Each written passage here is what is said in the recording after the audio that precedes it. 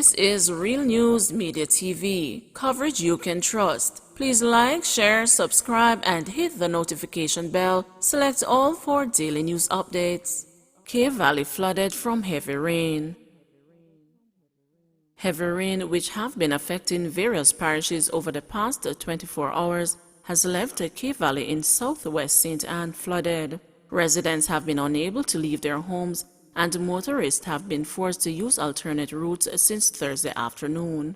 A few shops are now covered by water, according to Sharona Johnson, who lives in the area. Her business place, a hair salon, is among the structures which are immersed. My shop is covered underwater. Luckily, I got to take my stuff out because I know that area would flood, and my shop is always the first to be underwater, she told the news. The 25-year-old says she is worried about life after the flood, as it will be a struggle for her to resurface from the damage. It's a plyboard shop, but I don't have any money to rebuild a shop, and this is going to be a struggle for me, she said. The flood-prone area, Johnson revealed, has destroyed her shop on several occasions over the past 3 years. She's calling on the relevant authorities to take action.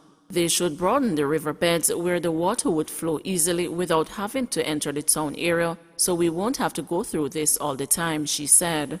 Meanwhile, heavy and persistent rain lashed southern parishes yesterday, triggering landslides, roadblocks, and damage to the roads caused by flooding. The rain, which came just a week after Tropical Storm Grace, left an estimated $171 million in infrastructural damage, was associated with a tropical depression, which late yesterday strengthened to become Tropical Storm Ida off Jamaica's southwestern coast. National Works Agency Communications Manager Stephen Shaw said yesterday that more than 10 corridors in St. Thomas, St. Andrew, Clarendon, and St. Elizabeth had been impacted. In St. Elizabeth, the town of Balaclava was flooded, while the roads from Pedro Cross to Littis and Wilton to Union were impassable due to flooding.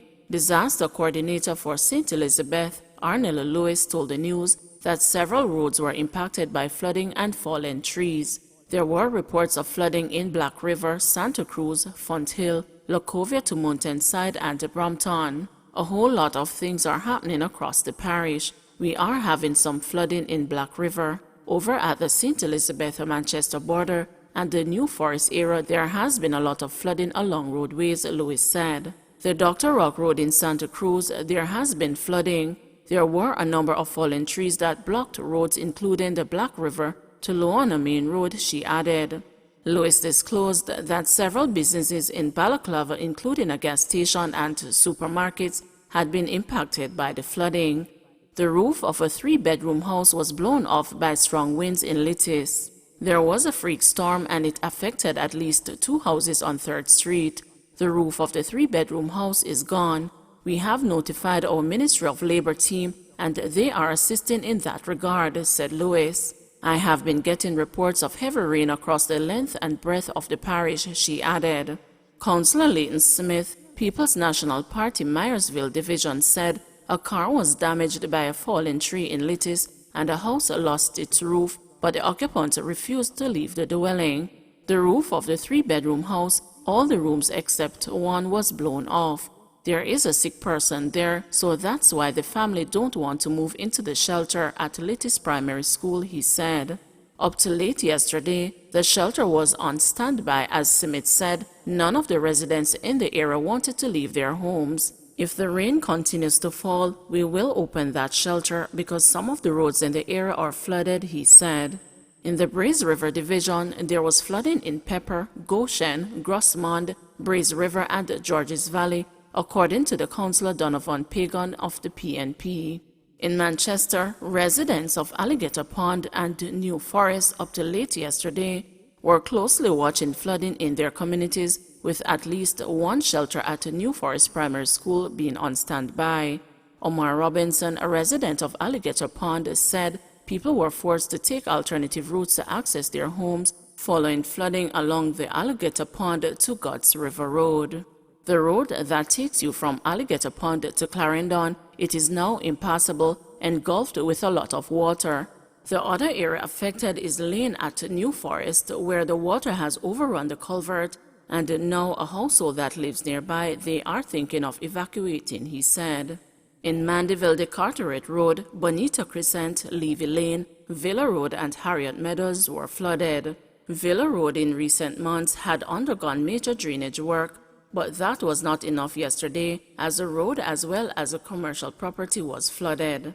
Rose Mitchell, a resident of Harriet Meadows, complained about the poor response from the relevant authority to address the long-standing problem of flooding in that area. The water is so bad that it is around my house and about to come into the garage. For years, this has been an issue whenever there is a heavy rain. We can't leave our homes, she said. At least 10 households were left marooned in Harriet Meadows as a result of the flooding. Shaw said that in Clarendon, sections of the road from Rock River to Moors, Danks to Crofts Hill, and Chateau to Moors were affected by landslides and silt. Shaw added that flooding impacted roads from Tollgate to Rest, Maypen to Soursop Turn, and the Uniontown community. He said St. Thomas had a major breakaway, which resulted in the closure of the main road between Bethel and Whiteford at Mount Vernon, while there were reports of flooding along the Bath to Hardley Main Road and in Portmoront Square. Don't forget to like, share, subscribe, and hit the notification bell. Select all for daily news updates.